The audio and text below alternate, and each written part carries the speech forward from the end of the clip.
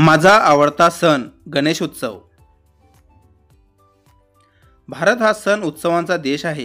येथे विविध धर्म, संस्कृती आणि परंपरांमुळे वर्षभर वेगवेगळे सण साजरे होतात। त्यामध्ये गणेश उत्सव, ज्याला आपण गणेश चतुर्थी देखील म्हणतो, हा माझा सर्वात आवडता सण आहे।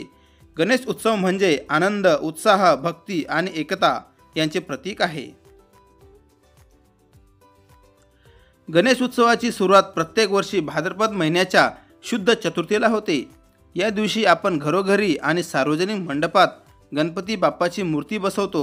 लोक श्रद्धेने गणपती बाप्पाची स्थापना करतात।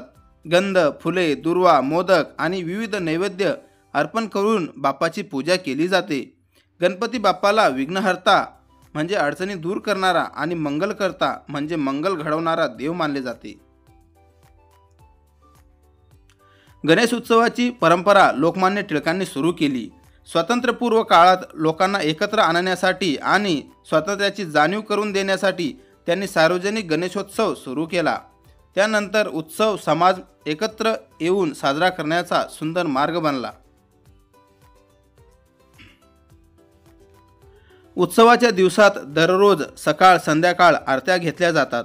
ढोल ताशा, लेझिम, भजन, कीर्तन, सांस्कृतिक कार्यक्रम, नाटक, संगीत स्पर्धा, प्रदर्शने असे अनेक उपक्रम आयोजित केले जातात। मुलांपासून ते वृद्धांपर्यंत सर्वजण या कार्यक्रमात सहभागी होतात। गणपती बाप्पाच्या पूजेत मोदकाला विशेष महत्त्व आहे।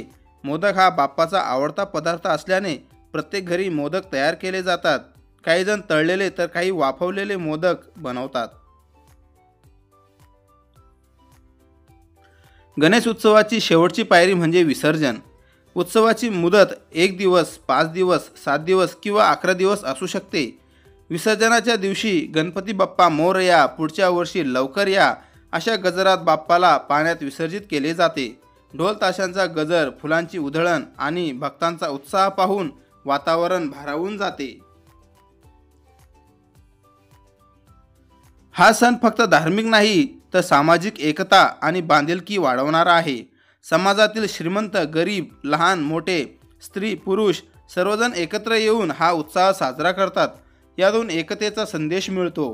गणपती बाप्पाच्या आगमनाने घरात आणि मनात आनंदाचा वर्षाव होतो। माझ्यासाठी गणेश उत्सव हा फक्त देवपूजेचा दिवस नाही, तर प्रेम, ऐक्य, आनंद आणि संस्कृती जपण्याची संधी आहे। म्हणून हा माझा आवडता सण आहे। धन्यवाद।